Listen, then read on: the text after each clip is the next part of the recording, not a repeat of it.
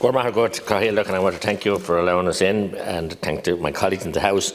We were watching the screen and we didn't know that the Regional Independents didn't have a speaker. So that's what happened. And I was here for the Taoiseach's speech earlier on. And on that note, I want to thank you for it because it's a total accident. The Taoiseach mentioned in his speech that they had a meeting and they had a talk and some engagement with the 6 countries on the eastern side of Europe. New companies are interested in coming in. And also about the ambitious recovery plan.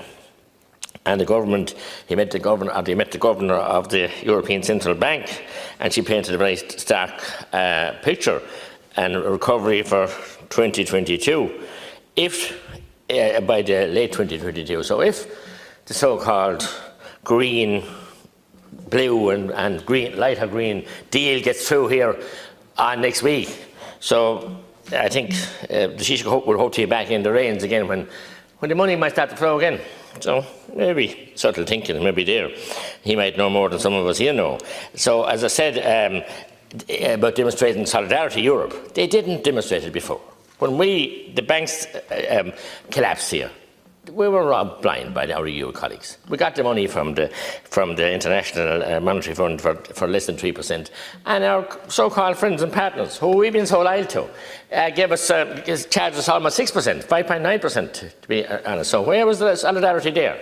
And so we need to be kicking the table and hammering the table. And Minister, I appreciate your job, but we need to be getting bang for our buck and getting much of that money, that's so-called fund that's there, the Corona bonds and the Corona funding, because we need it for our businesses, as Deputy McNamara just pointed out.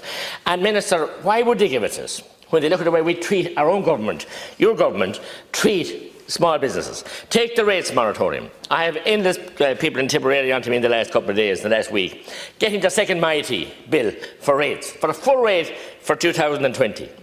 They have been shut down by your government, and we all agreed to that, to be fair, myself included, and denied the power to work and to continue to earn revenue so they could pay their rates.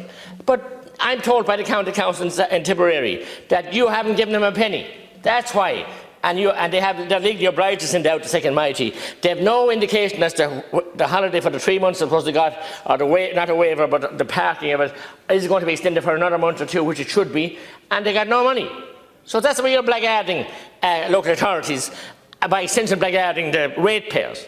These are the people that keep our towns and pay the rates. First of all, generate the money, employ people, pay their taxes, pay rates, for which they get so little services for now anymore. One time when I was a dean at Bioke, they got a lot of services. And you had corporation staff, and they got refuse collection, they got water, they got everything. But they got maintenance of the streets and footpaths. Now you wouldn't get a neck cup of salt in a frost or anything else, nothing. And they expected to pay the rates. Some of them, the rates have been, one restaurant owner, his rates have gone up, have tripled. Have gone up 2 times as much as they were last year, twice as much as last year, I won't exaggerate. That is shocking. But they have been blindfolded and hands tied behind their back and not allowed to work, and now they're not getting any break. Of course, there are big announcements, and PR and the spin. I saw the Taoiseach last night called Sinn Féin the spin party. He called him. But he's the man with the spin and the big spin machine. That was all announced in a blaze of glory. We all welcomed it. And now, show me the money. They can't see the money. So the county councils are sending out the bills for a full year's rates. This is the second mighty would be due in July. And I salute the ratepayers up and down Tipperary and the rest of the country who have been paid their rates.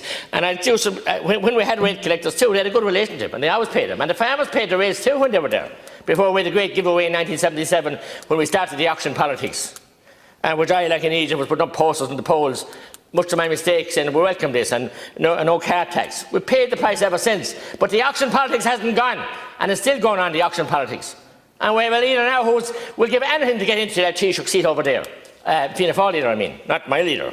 Thanks be to God, I'd say. But look, no disrespect to you. If your late dad came back, he would put manners on a lot of them, and there would be a party to support and admire. But no, why would Europe give us the money when they see the way we treat, and funds that come from Europe and have come from Europe? What do we do here with our legions of bureaucrats? We add more statutory instruments and more amendments. We make it 3 times, 4 times as hard. The French people wouldn't take it. The Germans wouldn't take it, but we're the patsies in Europe. We take everything, and we're the good boys in Europe. And now it's time for Europe to show solidarity to us here. The Taoiseach mentioned it there, but show me the money. It's fine to mention it. We need to see it in hard cash, and we need schemes that are supporting farmer industry in Tipperary and small business all over the country. They're on their knees and they're pleading, but above all, they have been denied the right to continue trading, and now they're not allowed any supports what they were promised. Thank you.